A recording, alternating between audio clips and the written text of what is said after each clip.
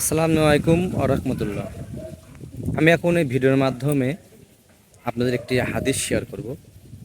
আপনারা যদি শুনেন অবশ্যই ভালো লাগবে। হাদিসটি হলো আমরা হয়তো সবাই জানি, তারপরে আপনাদের জানাবো আর কি। দেখুন, আমরা কিন্তু জানি যে কিয়ামতের মাঠে আল্লাহ ভালো যে কাজ করছি সেটাও ফাঁস করে দিবি, মন্দ কাজ করি সেটাও আল্লাহ ফাঁস করে দিবি। তো আল্লাহ যাদের প্রতি রাজি খুশি আছে তাদেরকে গুনাহটা আড়ালেই মাফ করে দেবে। এটা একটা বড় একটা আল্লাহর পক্ষ থেকে দয়া। আমরা যে ভালো মন্দ কাজ করি 5টি জায়গা সাক্ষী থাকে, অর্থাৎ সাক্ষী কিয়ামতের মাঠে দেওয়া হবে। এক হাদিস আছে 5টি জায়গা, আর এক হাদিসে 1টি জায়গায়।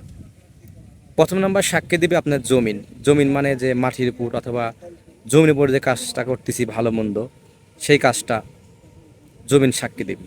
তো আল্লাহ আমার বুকের উপর দাঁড়া থেকে বান্দা এই কাজটা করছে। 2 নাম্বার সাক্ষী দিবে আমাদের যে ফেরেশতা আছে কিরামান কাতিবির নাম। এই ফেরেশতা মুখে সাক্ষী দিবি। 3 নাম্বার সাক্ষী দিবি আপনার হচ্ছে জবানও সাক্ষী দিবি, জবানও বলবে যে এই কাজ করছে ভালো মন্দ। 4 নাম্বার সাক্ষী দিবি আমাদের হাত পা অঙ্গ।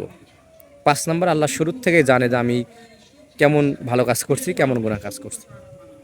তাহলে দেখুন, আমরা যদি একটি ভালো কাজ করি তাহলে 5টি জায়গায় কিন্তু জমিন বলল আল্লাহ ভালো কাজ করছে, ফেরেশতা ভালো লিখলো, ফারাস ভালো সাক্ষী দিল, হাত দাও ভালো সাক্ষী দিল, আল্লাহও জানে। তখন আল্লাহর দয়া হলো, তখন আল্লাহ চাইলে আমাদের মাফ করে দেবে। এজন্য আমরা আসুন অবশ্যই আল্লাহর রহমতে ভালো কাজ করব, যাতে আমরা আল্লাহর কাছে মাপ পাই। আমলে সলাহ করব, অর্থাৎ নেক কাজ করব, যাতে আল্লাহ আমাদের মাফ করে। আসুন আমরা সবাই আল্লাহর রহমতে মানার চেষ্টা করি। আল্লাহ পাক আমাদের মানার তৌফিক দান করুন।